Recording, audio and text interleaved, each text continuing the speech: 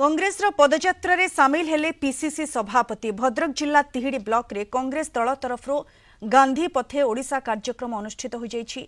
ई अवसर रे गांधी स्मृति पीठ चारबाटिया ठारे पीसीसी सभापति भक्तचरण दास गांधी प्रतिमूर्ति रे माल्यार्पण करी पिरोहाटू तिहिडी पदयात्रा आरंभ करिसेंति। चाषी धान किणिबारे विफल मागणारे बिजुली ए पर्यंत मिली पारिला नाही। यार प्रतिवाद रे ई पदयात्रा बोली कहिसेंति पीसीसी सभापति। ई पदयात्रा रे पीसीसी सभापति समेत कांग्रेस वरिष्ठ नेतृमंडली उपस्थित अछंती। चाषी को न्याय मिलुनी, नारी को न्याय मिलनी, बेकार युवक को न्याय मिलुनी, श्रमिकों को न्याय मिलुनी, शोषित वंचित समस्ते न्याय पाऊना 300 यूनिट मागणा बिजुली देम बोली कहितले देले नै।